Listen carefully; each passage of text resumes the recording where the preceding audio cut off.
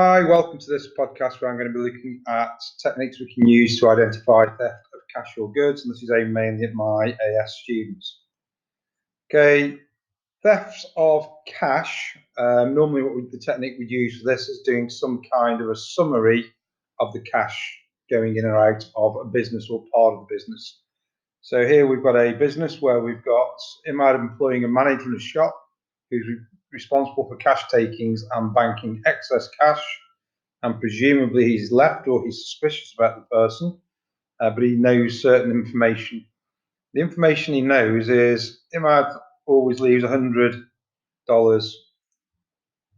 in the cash till, so we know the opening cash for the year was $100, and we therefore always also know that the closing cash is $100.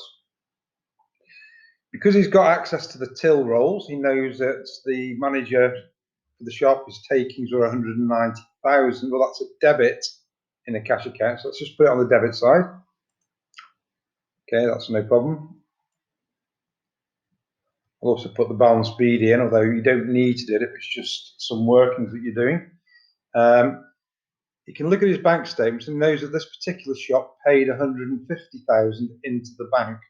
So that would be a debit in a bank account, but it would be a credit in the cash for a particular business because that cash asset is being lost and it's being transferred to the bank. And he knows, because he's probably got the documents that are given to the employees at the end of each month, that $20,000 has gone out of the business paid as wages. So that reduces the amount of cash. Okay, and if we now look down here at the balances, well, at the moment, the debit side's 190,100 and the credit side's 170,100. So there's a clear difference there between the amount of cash that's in the till or gone into the cash till in this particular shop and the amount that's gone out. And therefore, what we can say is that the probable theft of cash equates to $20,000. Hopefully, when I put 20,000 in, press enter, the two accounts balance. So I'd use 20,000 for being the theft. Okay, for my students, you'll have this shared with you. There's a question there for you to do, and then there's a couple of more techniques on this video. Okay, theft of goods. Okay, here we've got an example where we have got a business, and this business has employed a dispatch worker to send things to customers, and they're worried the dispatch worker in this case has been stealing some goods. So we're going to use an inventory summary account, just treat it as an asset account. Okay, at the start, we know we had an inventory, start of the year, we've got an inventory of 10,000, so that's pretty easy. And we know the purchases are worth 320,000.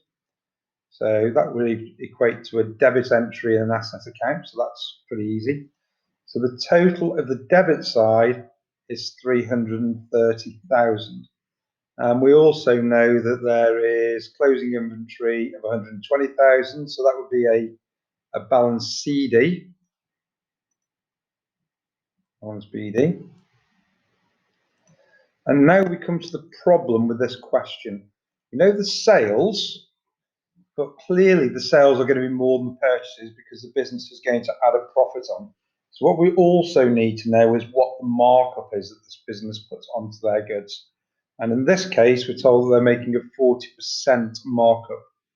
So we know the sales revenue is 140% of the cost, because that's what markup is. When we mark something up, we add that percentage onto the original cost. And the original cost is going to be 100%. So we need to do 420,000 divided by 140 and times by 100. And that should give us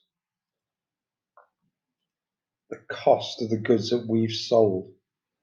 Okay, we could also have done 140,000 divided by, 420,000 divided by 140 and times by 40 to give us the gross profit element.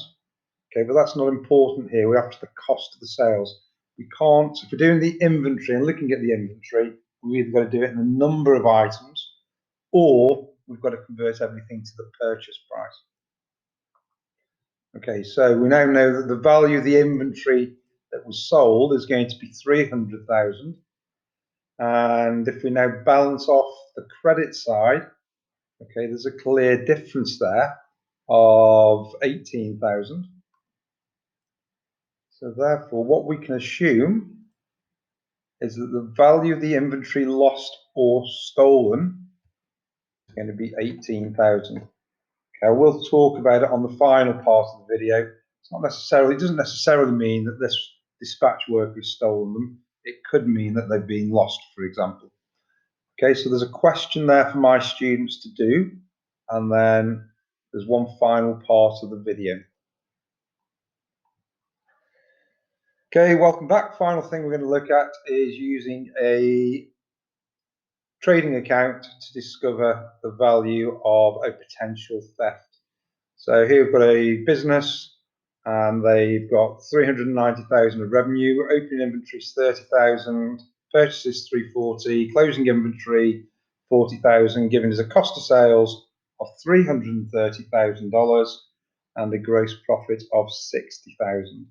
And for some reason they suspect there might be a theft that has occurred. So if we look on here, what we do know, they've got a markup of 30%. So I need to do the calculation similar to the previous calculation. Okay, I need to put 390,000 divided by 130 and times by 100 to give me the cost of items sold if there's been a uniform markup applied of 30%. So what the cost of sales should have been is 300,000. And what the cost of sales actually were was 330,000. And that says to me, because the difference is 30,000, that there has been a potential theft here of goods of $30,000. So provided the cost of sales is actually bigger than the calculated cost of sales, there would be a potential problem in here that's not explained at the moment. Okay, it doesn't necessarily mean that the person has stolen the goods. It could also mean that they've got a markup that's not always applied. They might have allowed somebody a discount for a large order. There might be damaged goods and therefore they've been scrapped. It's possible that there are just missing goods. We don't know where they are, whether they've been lost. And it's also possible that they forgot to count some goods when they were doing the closing inventory. Again, there's a question there for my students to do. Good luck and